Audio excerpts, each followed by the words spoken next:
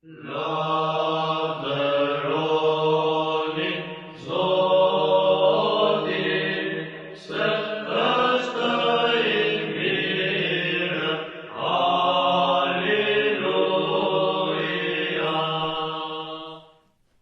Falenderojmë Perëndin, Triadik, Atin, Birën dhe Shpirtin e Shenjtë, që me ndërmjetimin e linjëse ëngjëve shenjtorëve I jep fuqi popullit të krishterë ortodoks të startojnë kreshmet e mëdha dhe kemi kaluar ato ditët e para të kreshmeve të mëdha që në kalendarin liturgjik quhen edhe ditë të bardha, domethënë për ata të krishterë që kanë shëndet dhe mundësi, pavarësisht se është një praktikë asketike, por që mbahet edhe nga laikët, ka njerëzit që jetojnë në botë, është një agjerim I plot. Kemi kryer meshën e parashenjtëruar të mërkurën, jemi në të njëjtën, pra në ditën e 4 të kreshme, dhe kështu fillojmë dhe vazhdojmë atë ritëm kreshmor. Nesër përsëri ka liturgji të parashenjtëruar dhe është edhe shërbesa e himnit Akathis, kurse të shtunën kemi të shtunën e Shën Theodorit, mrekullinë e grurit që bëri Shën Theodor Tironi, dhe të dielën kemi e diela ortodoksisë. Dhe është nga periudhat më të bekuara të vitit liturgjikal, sepse është një periudhë e ngjeshur me shërbesa, me përjetime, por edhe hiri I Perëndisë shumë I madh. Prandaj përsëri sot, edhe pse ne folëm erën që shkoi folëm për kreshmën, edhe sot do ta prekim çështjen e kreshmës, sepse gjithmonë është rreziku që kreshma të nisi me një entuziazëm dhe pastaj bëhet një rutinë dhe mjaftojmë që të kreshmojmë ose të mos hajmë ushqime me bazë shtatëzore, thjesht jemi ose kthehemi në vegetarian dhe kjo na duket okay. Por është ajo që thamë që njerëzit disa besimtar ndjekin një praktikë që nuk është e krishterë, që bëjnë vetëm javën e parë dhe javën e fundit dhe nuk e bëjnë të plot kreshmën, duke menduar se do të sëmuren ose duke menduar se kjo nuk është e dobishme, thjesht është për klerikët, është për murgjit, por jo për të gjithë. Por kreshma është për të gjithë dhe kreshma nuk është një sajes e kishës, është urdhër I Perëndisë, që ne folëm në javën e kaluar se si Zoti urdhëroi çiftin e parë Adami dhe Eva që të mban ligjin kreshmor, të hanë nga pemët e kopshtit, po mos hanë nga një pemë. Ky është ligji kreshmor dhe siç thamë dhe kanë mbajtur edhe profetët dhe vetë Zoti Jezu Krisht. Zoti Jezu Krisht është ai që I dha përmbushje kreshmës të agjerimit dhe shenjtëroi atë. Prandaj është një urdhër perëndie. Ai I krishter që nuk mban kreshëm, që ka mundësi ta mbajë kreshmën ose dha agjerimin, sepse dha agjerimi është praktik e krishter, pavarësisht se ne shikojmë dhe tek fe të tjera, por është një praktik e krishter që është marrë nga neve dhe I është dhënë konotacion tjetër, agjerimi dhe kreshmia praktika të lashta që nga populli I Izraelit dhe pastaj te populli I krishter. Dhe sot tema do të jetë të mirat shpirtërore dhe trupore të agjerimit dhe të kreshmimit.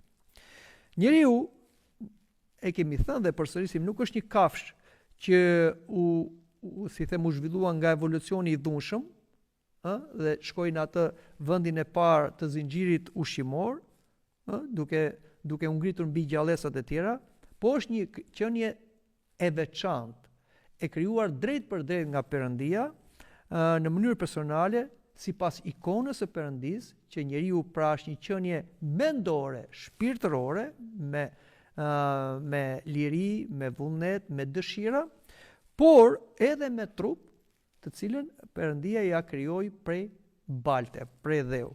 Dhe njeriu është një qenie psikosomatike, shpirt, trup, shpirti është vetë njeriu si qenie mendore, trupi është banesa e njeriu, e shpirtit njerëzor, dhe njeriu vendosi kurora e krijimit në këtë mbretëri të re që krijoi Zoti.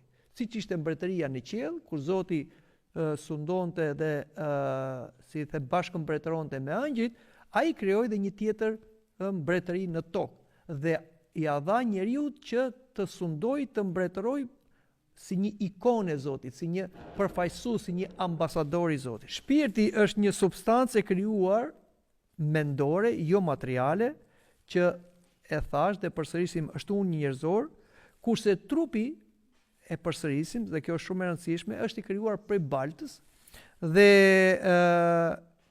është shërbëtor i shpirtit dhe i duhet shpirtit për të jetuar në këtë botë fizike. Në fillim njeriu u urdhërua nga Perëndia të ushqej me fruta dhe me çdo bim që lëshonte fara. Kurse kafshët e tjera u urdhëruan që të ushqehen me bim. Pra njeriu në fillim fare ishte vegetarian, ose më mirë themi vegan, hante vetëm ushqime bimore. Dhe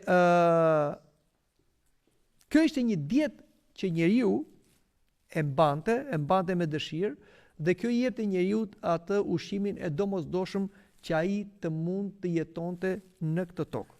Kuptohet, neve sot e kemi të vështirë të mendojmë se si njeriu mund të hante vetëm fruta ose bim, por duhet dini se frutat dhe bimët që ishin të krijuar nga Perëndia në kopshin e Edenit ishin shumë më, më me kalori se që janë ato që janë sot, dhe këto ishin të mjaftueshme për ta mbajtur njeriu në gjendjen e tij, fizike të duhur.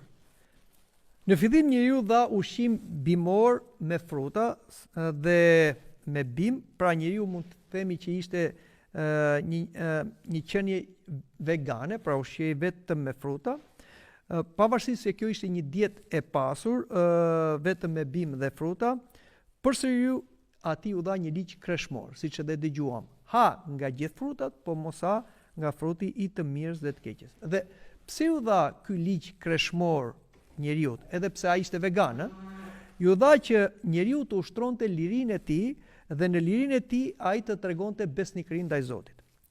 Agjërimi ishte një praktikë e mëvonshme ku njeriu i nxitur nga djalli mëkatoi dhe nuk e mbajti kreshmën. Atëre doli agjërimi.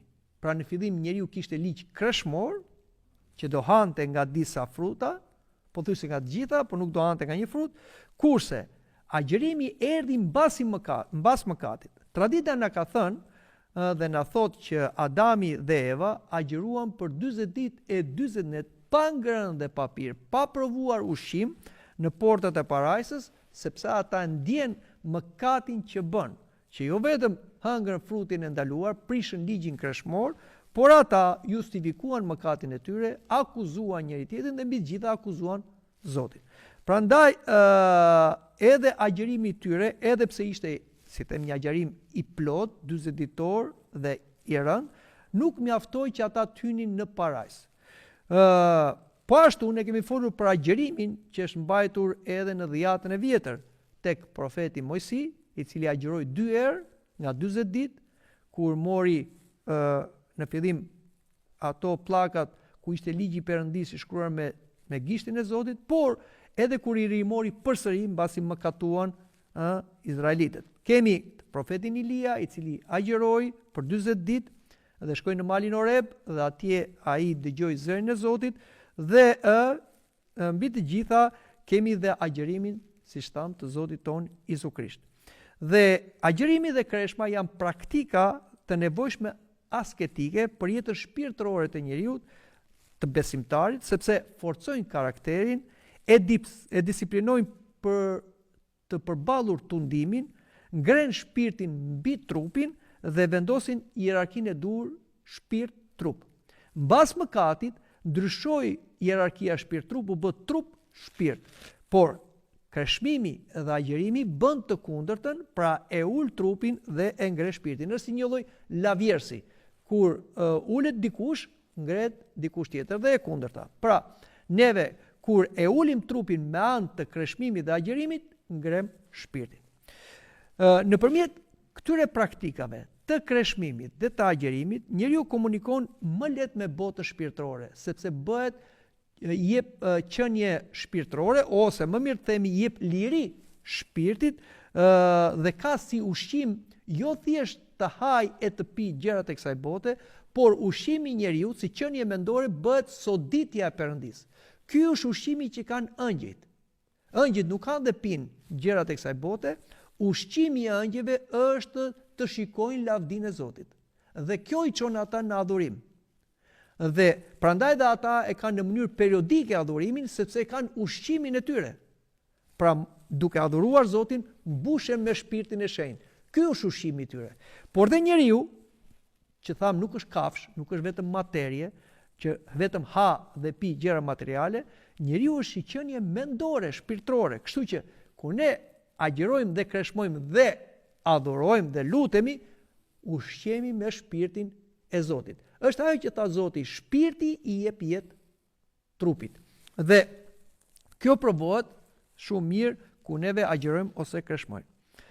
Njeriu ju lirua që në mënyrë vegane, pra vetëm bimore, të hajë edhe ushqime shtazore mbas përmbytjes së Noës. Ju duhet dini se mbas përmbytjes së Noës u lejua, u tolerua dhe ngrënia e mishit përveç gjakut. Pse u lejua? Sepse duhet dini se të gjithë fauna dhe flora dhe atmosfera tokës u ndryshuan. Kemi një katastrofë në përmbytjen e Noës, ku gjithçka u ndryshua, edhe dëndësia e oksigjenit, edhe bimësia që kishte nevojë për oksigjen, edhe frutat, shumë fruta të asaj kohe nuk ekzistojnë më, si dhe shumë kafshë të tjera nuk ekzistojnë më, sepse ndryshoi gjithë përbërja strukturës e atmosferës dhe e tokës. Kështu që edhe trupi njerëzor tashmë, që ishte krijuar nga Perëndia të kishte si ushqim bazik frutat dhe bimët me fara, nuk mund ta përballonte dot vetëm këto ushqim, kishte nevojë për ushqim suplementar, sepse ra. Dhe atëre u lejua që të hante edhe mish, edhe gjallësa tjera. Sepse kemi, mbas përmbytjes së Noës, kemi ndryshimin e klimave. Para përmbytjes së Noës, ne duhet dimë që kemi një klimë tropikale në gjithë botën. Sepse bota ishte e rrethuar nga një stres e ngjeshur atmosferike, si një serë, dhe nuk ishte dimër verë, pranverë vjesht siç kemi ne, por ishte gjithë bota ishte njësoj. Dhe kështu ajo klimë tropikale me ushqimet të cilat ose me frutat të cilit ishin shumë e kalori mjaftonin ushqim për njeriu. Por kur u prish ky sistem i serës, filluan polet të kenë ngricat, filluan të ftohtit, filluan ndryshimi klimaterik që trupit njeriu i krijonin vështirësi në mbijetesë. Prandaj kemi dhe lejimin e mishit. Dhe patjetër që këto ndryshime morale dhe fizike ndikuan edhe tek mënyrat ose më mirë themi tek menyja e tij. Njerëzit nuk mund t'i merrnin proteinat pra vetëm nga bimët, por dhe nga frutat, por si shtam do të hanin dhe mish dhe në produkte shtatzore. Por edhe pse njeriu dhe disa prej kafshëve, të cilët të gjitha kafshët duhet hanin ose hanin para se të binin në mëkat Adami dhe Eva, kafshët hanin vetëm bar, edhe ujku, edhe si them ariu ose leopardi ose luani ose kafshët mishgrënëse, të gjithë hanin, por kjo ndryshoi mbas mëkatit. Atëherë disa kafshë u bën të papastra, pra mori djalli ndikim mbi ato dhe i hodhi kundër kafshëve të buta ose të pastra. Dhe kemi atë konfliktin ndërmjet kafshëve me njëra tjetrën, duke jetuar me jetën e tjetrit. Kjo ndodhi edhe tek njeriu, i cili për të mbijetuar filloi të vras kafshë që të jetojë. Pra kemi atë konfliktin që ka ardhur si pasojë e shtimit të mëkatit. Dhe kështu që pavarësisht se edhe njeriu, edhe disa kafshë u bën mishkënëse, përsëri kjo nuk i largoi njeriu nga ushqimi vegetarian. Pra duhet të ketë një ushqim të balancuar, edhe vegetarian, edhe shtazor. Madje edhe kafshët të cilat ushqehen vetëm me mish, pra janë shtazore, ne shikojmë që ato kanë nevojë dhe për bim.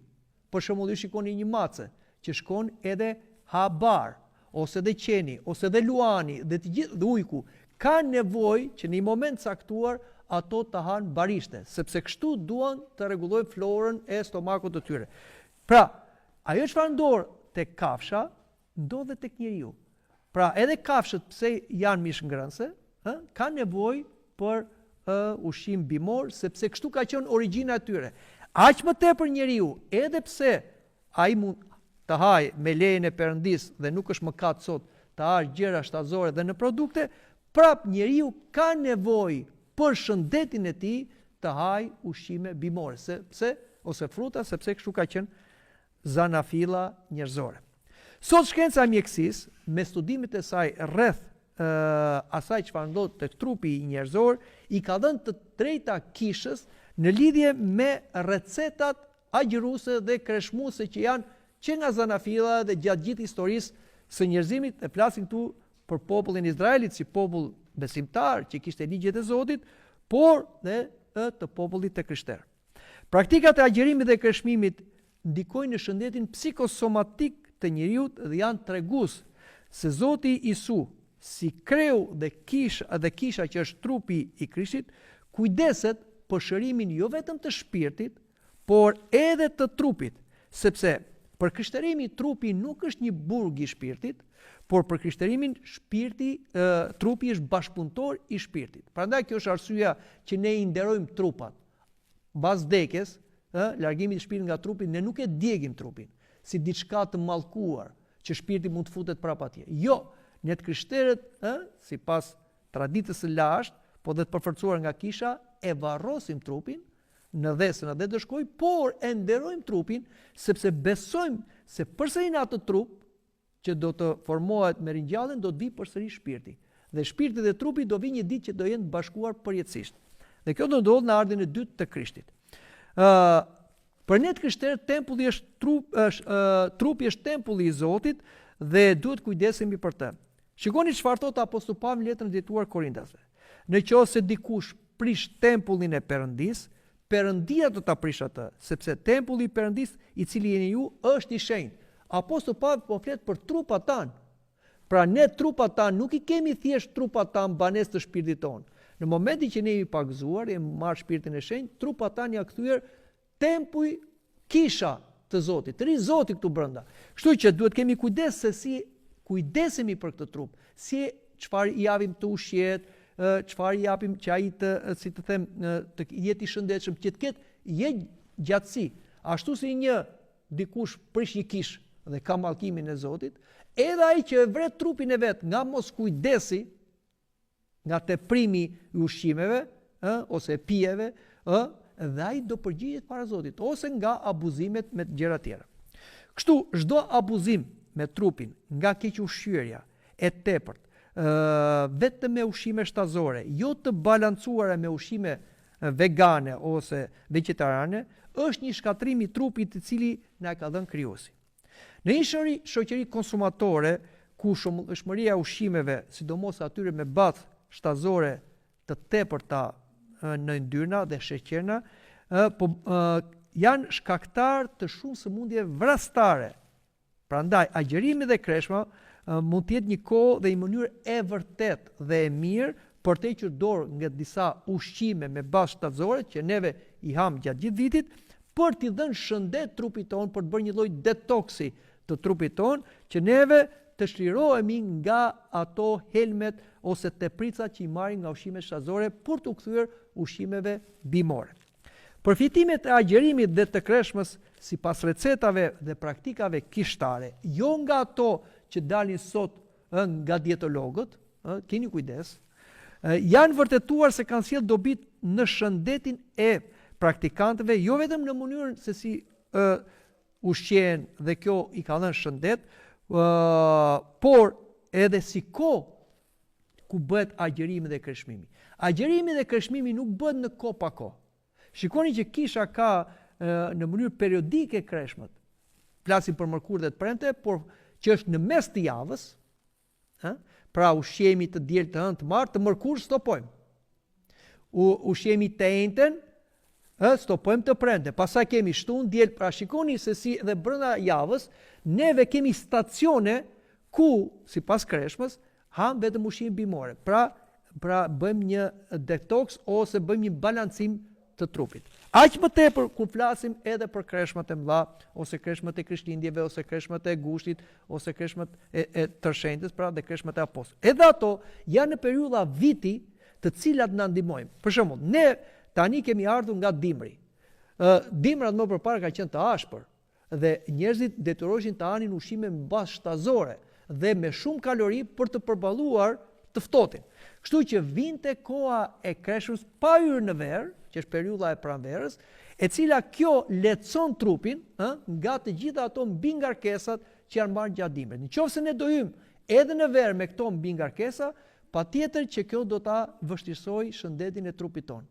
Pra shikoni se si është kjo periudhë kreshmore e vendosur nga urtësia e Perëndis dhe nga e kishës që na japi shëndet, jo vetëm në mënyrë si e mbajmë, po dhe në kohën.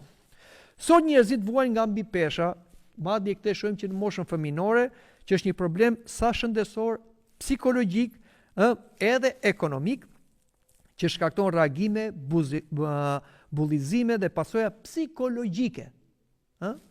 Prandaj agjerimi dhe kreshma që reduktojnë ndjeshën marrjen e yndyrave dhe sheqernave në interes të shëndetit janë mjete shumë efikase për uljen në peshë në mënyrë natyrale, pas forcim, në ndryshim me dietat e sforcuara të dobësimit ndonjëherë ndikojnë negativisht në shëndetin mendor dhe fizik që japin dhe dietologët. Për shembull, ka dietolog të cilët japin disa receta të forta që disa njerëz që kanë obezitet duhet t'i përdorin. Por vërtet ato mund të ulin ato shtresat dhjamore, por ato krijojnë problematika sepse prishin menjëherë ekuilibrin e trupit. Prandaj gjërat duhen bërë në mënyrë të ngadalt dhe me një ritëm, për këtë na ndihmon dhe kreshma. Kolesteroli sot është shkaku kryesor i sëmundjeve të heshtura vrastare, si diabetit të tipit 2 ose sëmundje kardiovaskulare. Sot ka një industri të madhe farmaceutike që mbahet vetëm me këto ilaçe. Dhe duhet dini se pavarësisht se neve na duket si konspiracion kjo, por në botë ka mendje të këqija, të cilët bëjnë të pamundurën që të kenë një bashkëpunim teknologjia e ushqimit me atë të farmaceutikës. Pra, të japim ushqime të cilat janë kalorike, të shishme, sepse kanë sheqerna shumë dhe këto ndikojnë tek truri, por që këto japin probleme shëndetësore. Atëre, konsumojmë këto ushqime, pastaj shkojmë dhe te doktore. Dhe kështu bëhet një rreth vicioz. Dhe jo më kot ndodhin këto, ta dini, këto ndikojnë dhe reklamat, dhe prandaj duhet jemi të kujdesshëm. Agjerimi dhe kreshmimi çojnë në uljen e presionit të gjakut dhe normalizojnë tensionin. Është e vërtetuar se kur agjerohet dhe kreshmohet, trupi lëshon hormone që ndihmojnë në rregullimin e presionit të gjakut, që mund të çojnë në uljen e niveleve të përgjithshme të presionit të gjakut, por duke pasur kujdes mos e teprojmë në përdorimin e karbohidrateve, brumrave apo kripës, sepse ndonjëherë ndodhe kundërta, që heqim dorë nga djathi, veza dhe i lëshohemi brumrave, makaronave ose bukës e gjitha. Dhe ndodhe njëjta gjë. Pra, ti ke hequr disa ushqime, por ke shtuar brumrat, karbohidratet. Dhe kjo pra përsëri të krijon në atë rrjedh vicioz. Duhet të jemi të balancuar dhe me këto, pavarësisht se nuk janë shtazore. Agjerimi dhe kreshmimi ndikojnë në ndjeshmërinë ndaj insulinës, që është vërtetuar se janë faktorët bazik për shërimin e disa sëmundjeve kancerogjene, sepse sipas disa studiosve që kanë treguar në studimet e tyre se obeziteti dhe diabeti 2 janë faktorët e rrezikut për kancerin. Po ashtu sipas studimeve shkencore vërtetuar se agjerimi, ai plot, që është i bardhë, që i themi neve, jo vetëm nga mëngjesi deri në darkë, por 24 orë, për një ditë ose disa ditë, si për shembull trimeri, që është 3 diçi, në fillim të kreshmeve të mëdha mund të luajë një rol të rëndësishëm në trajtimin e kancerit, duke nxitur kushtet që kufizojnë përshtatshmërinë e mbijetesën dhe rritjen e qelizave kanceroze, duke çuar ato në shkatrimin e tyre. Qelizat kancerogjene, duke mos iu bindur urdhrave kundër rritjes diktuar në këto kushte urie, mund të kenë reagime të kundërta të qelizave normale dhe për këtë arsye bëhen të ndjeshme ndaj kimioterapisë dhe terapive të tjera të kancerit. Prandaj, agjerimi nxit rezistencën e qelizave normale ndaj terapisë, por jo atyre kancerogjene, dhe kështu ndihmon në parandalimin e kancerit, se çfarë është kanceri? Një qelizë deformohet dhe bëhet e kundërt. Atëre dhe qeliza kancerogene ushqehet me sheqer. Duke mos i dhënë ushqim kësaj qelize kancerogjene nëpërmjet agjerimit dhe kreshmimit, atëre ajo e ul rezistencën e saj dhe vetë shkatrohet. Prandaj, edhe agjerimi është parë sot si një mjet që përdoret në sëmundjet kancerogjene. Dhe kemi edhe raste edhe nga jetët e shenjtorëve ose edhe nga këshillat që për të sëmurët me kancer këshillohet përveç terapisë që ata do të bëjnë të përdorin dhe agjerimin. Patjetër që kjo duhet të jetë i monitoruar. Autofagjia e lidhur me agjerimin mund të ndikojë në terapinë e kancerit sepse ka treguar se sensibilizon qelizat e kancerit ndaj kimioterapisë dhe përmirëson reagimin njerëzor ndaj kimioterapisë dhe rigjenerimin qelizor. Mbron gjakun nga efektet e dëmshme të kimioterapisë dhe zvoglon ndikimin e efekteve anësore, të tillë si lodhja, vjedhja, dhimbja e kokës dhe ngërçet. Pra, agjerimi dhe kreshmimi ndihmojnë në ripërthirjen e energjive, ndryshimin e metabolizmit, i cili me teprimin e sheqerit në gjak ka lodhje, debulezë dhe plogështi. Agjerimi dhe kreshmimi i japin vlerë dhe vetë ushqimeve që dhe pse mund të jenë të mira dhe të shëndetshme e humbasin dëshirën për to sa herë kur ne i përdorim ato me teprim. Pra, si thon, edhe baklava po ta shumë do velesh. Kështu që edhe ushqimet që ne i përdorim gjithmonë, ne ja humbasim edhe shijen dhe vlerën. Kur neve i ndalojmë ato, atëherë i shijojmë më shumë dhe vlerësojmë më shumë. Agjerimi dhe kreshmimi në emër të Zotit, sipas kishës, na mëson sipas Krishtit se njeriu nuk jeton vetëm me bukë, por nga çdo fjalë që thot Perëndia. Njeriu tham nuk është një kafsh, njeriu ha që të jetojë dhe nuk jeton për të ngrënë dhe pra mënyra se si ha tregon se çfarë stadi ose çfarë individi është ai person. Pra është njeri thjesht që nuk bën kujdes për veten e tij, thjesht ha çati dal përpara. Jo, njeriu nuk ha çati dal përpara, njeriu duhet të zgjedh, edhe kafsha zgjedh. Çdo kafsh e zgjedh ushqimin e vet. Pra atë ushqim që është lejuar asaj, i është caktuar. Edhe njeriu duhet ta zgjedh ushqimin e tij, jo taj çati dali përpara. Agjerimi dhe kreshmimi ndihmon edhe mendjen që është shumë e rëndësishme, sepse mendja dhe sistemi nervor i trurit ndikon në gjithë mbarvajtjen e trupit, pasi ka hierarki, shpirti që është më i rëndësishëm se trupi. Agjerimi dhe kreshmimi ndihmojnë që shpirti të ngrihet nga bara e trupit dhe të shikojë qartë mëkatet dhe pasojat e tyre. Shërimi i shpirtit vjen nga mendimi, i ndihmuar nga leximi dhe lutja. Kur ai shikon një gjë të keqe, të huaj, siç është mëkati, atëre e nxjerr jashtë atë me anë të pendimit dhe rrëfimit. Dhe kështu, duke larguar mëkatin, largon edhe stresin, ankthin, mbi ngarkesat nervore që janë shkaktare për shumë sëmundje sot. Dhe vetë Zoti Krisht tha, ky lloj demoni nuk largohet vetëm me lutje dhe agjerim. Pra demonët qëndrojnë tek njerëzit të cilët nuk kreshmojnë, nuk agjerojnë, janë gryksa, janë njerëz të cilët hanë me tepri. Aty banojnë demonët. Dhe jo vetëm këta njerëz shkatrojnë shëndetin e tyre fizik, por shkatrojnë dhe shëndetin e tyre mendor, sepse djalli qëndron tek ata dhe prish gjithë ekuilibrin psikosomatik të njeriut. Prandaj, në qoftë se ne duam të largojmë edhe djallin, i cili zërrejnë për shkak të mëkateve, edhe një ndër mëkatet është dhe grykësia, duhet të agjerojmë edhe të lutemi. E rëndësishme është që kreshma duhet bëhet në heshtje, pa shumë zhurmë, të reqe vëmendje apo vetë lavdërim, duhet të kryhet me përurësi, vetë përmbajtje, dhe kur është personale duhet ta kryejmë në fshehtësi. Kur e kemi kreshmën e kishës, ne nuk do bëjmë trumpetave që po agjerojmë dhe po bëjmë, jo. Neve nuk e fshejmë që po agjerojmë ose kreshmojmë, kur na pyesin, çfarë jeni në këtë kohë, jemi me kreshëm, jemi me agjerim, dhe edhe kur na afrojnë në tryezat e tyre, ne nuk jemi të detyruar që të prishim kreshmën. Sepse dëgjoj disa raste që thon disa të krishterë që janë në vështirësi sepse shkojnë në një vaki ose shkojnë në një, si them, në një ftesë familjare dhe për mos i fyer ata persona janë detyruar të prish ligjin kreshmë. Jo, kush e ka thënë? Sa njerëz ka sot të cilët kanë një recetë nga mjeku që ata nuk duhet të hanë mish, nuk duhet të hanë bulmet, dhe duhet të hanë gjëra vegetariane. Dhe ata kur shkojnë te ta afërmit tyre, thëmë ka thënë mjeku që mos t'i ha. Atëre kur ka thënë mjeku dhe ti bindesh mjeku, po kur thot Zoti, po kur thot kisha, pse nuk i bindesh ti?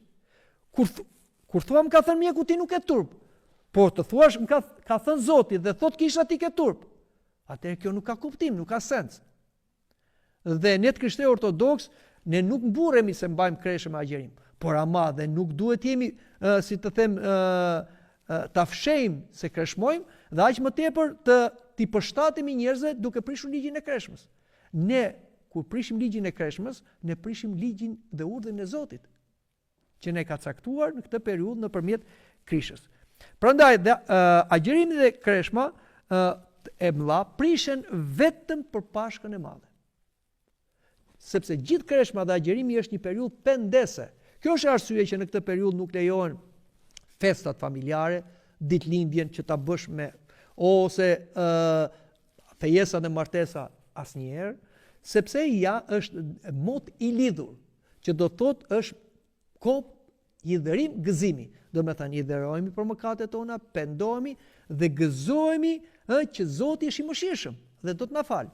Dhe gjithë të periudhë ne përgatitemi të takohemi me Zotin, si një grua e cila ka humbur bashortin e vet. Edhe ajo qan dhe vajton se nuk e ka afër bashortin e vet, por kur i vjen bashorti, ajo haron i dhërimin dhe gëzohet me prezencën e tij. Edhe neve, kur të takohemi me Krishtin e ngjallur për Pashkë, nuk mbajmë agjerim edhe kreshëm, sepse Krishti është midis nesh. Sa është dhëndri me dasmorët nuk mund të agjerojnë. Kur ti ke dhëndri, dasmorët agjerojnë. Neve kemi larguar dhëndrin për shkak të mëkateve, pasioneve tona. Atëre, fillojmë agjerimin dhe kreshmimin që të bashkohemi me dhëndrin që bëhet i prekshëm, i dukshëm tek neve nëpërmjet misterit të kungatës synore që e marrim, flasim për atë që marrim në ditën e Pashkës, bashkohemi me Krishtin. Kështu pra, duhet të vazhdojmë ritmin e kreshmës, s'duhet ta degenerojmë kreshëm thjesht si një dietë, por ta shikojmë si një urdhër të Zotit, as duhet ta anashkalojmë, sepse do mbasim të mirat si shpirtërore dhe trupore të kreshmës. Dhe në fund të kësaj periudhe që ikën shumë shpejt, iku java e parë, javët do ikin shumë shpejt, do themi si nuk e bajtëm ndaj këtë kreshëm. Por ne humbëm dhe një mundësi. Prandaj, koha rrjedh dhe koha nuk kthehet pas. Koha është një mundësi që njeriu të korrigjohet, njeriu të bëjë diçka për veten e tij, por kur mbaroj koha, pastaj njeriu nuk ka mundësi të bëjë asgjë, dhe të përgjigjet për atë, jo vetëm që ka bërë, por dhe për atë që nuk e ka bërë që duhet ta bënte. Pra, do përgjigjemi para Zotit edhe për periudhat kreshmore, i kemi mbajtur apo jo. Kështu që do ta mbyll me fjalët që thot Krishti. Ja, unë po vi shpejt dhe shpërblimi im është me mua për t'i dhënë gjithë secilit sipas veprave që ai ka bërë. Dhe një ndër veprat që ne bëjmë është dhe kreshmimi ose agjerimi. Amin. La